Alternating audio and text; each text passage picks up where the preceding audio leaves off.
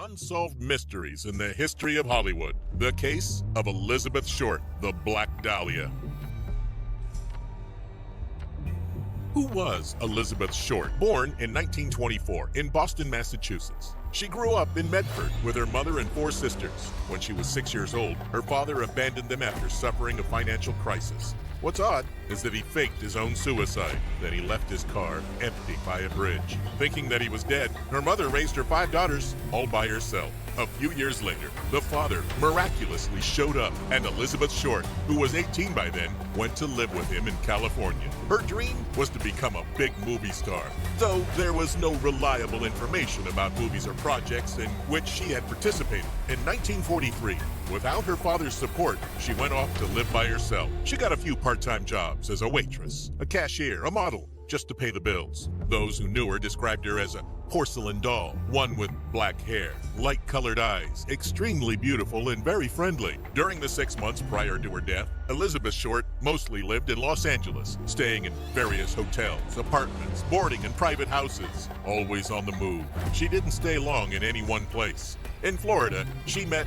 Matthew M. Gordon Jr., member of the Army Air Force, who proposed to her from India. She said yes, but he died soon after in an accident in 1945, before he could return to the United States. On January 9, 1947, she comes back from a trip to San Diego alongside her new partner, Robert Red Manley, a 25-year-old businessman. He helps her getting a room in the Biltmore Hotel and then leaves. Apparently, Elizabeth told him she was planning on going back to Massachusetts the next day. But first, she'd meet her sister who was visiting from Boston. This last part was confirmed to be a lie. Red Manley would be one of the last people to have seen her alive. As one could imagine, he was one of the first suspects, though he was proven innocent.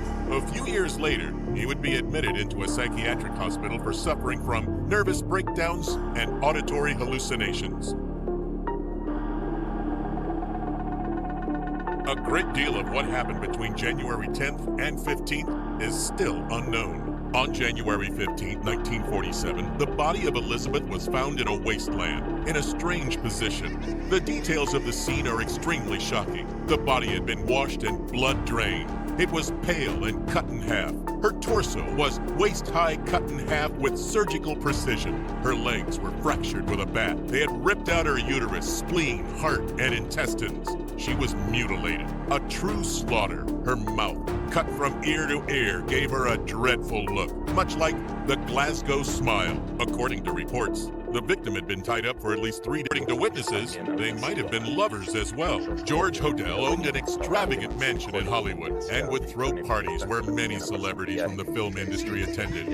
A picture taken presumably in the residence shows another actress who went missing in those years, Jean Spangler, who was also never found. Steve also believes that his father might have been responsible for the crimes of the Zodiac Killer, another criminal who remains unknown. Added to this, the psychological profile of George Hodel matched to a great extent the wicked nature of the crime. He was charged for sexually abusing his daughter, and there was proof that linked him to the death of his secretary and to illegal abortions. There are recordings of George Hodel that came to light in 2003, in which he admits being one of the suspects of the Black Dahlia murder and finishes off by saying that they could never prove him guilty.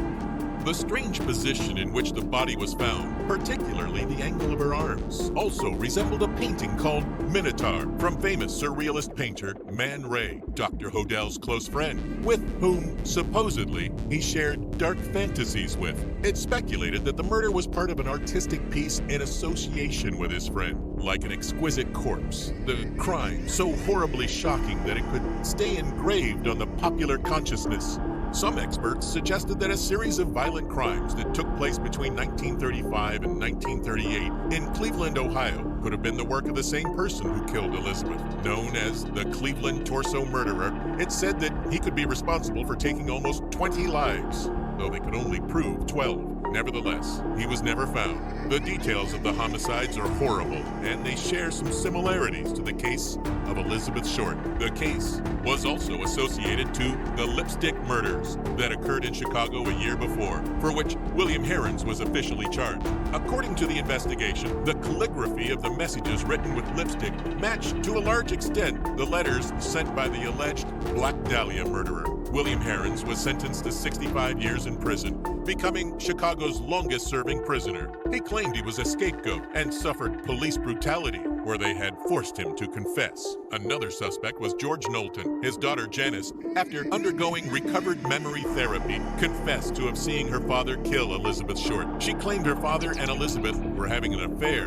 and that she was actually staying in the garage when the crime happened. Supposedly, she had assisted her father in dismembering the body. There are many other theories which involve folk singer Woody Guthrie and several doctors, including Dr. Patrick S. O'Reilly and Dr. Arthur McGinnis Falk, and even the editor of the magazine Los Angeles Times, Norman Chandler.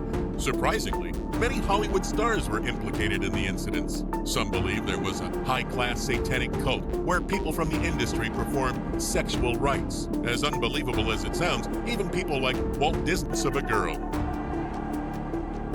Though most documents from that time are now lost, or at least closed to the public, in 1999, homicide detective Steve Hodel studied the case intensely and came to the conclusion that his own father, George Hill Hodel, was one of the main suspects back then and had been the real killer of Elizabeth Short. Due to the fact that the corpse was found mutilated with incredible precision, many investigators thought that only an experienced doctor or surgeon could have been responsible for that. Subsequently, many doctors were accused. Among them, Steve's father, George Hodel, a respected doctor. He had studied surgery and had a clinic specializing in sexually transmitted diseases. His practice was just a few blocks away from the hotel where Elizabeth was seen alive for the last time.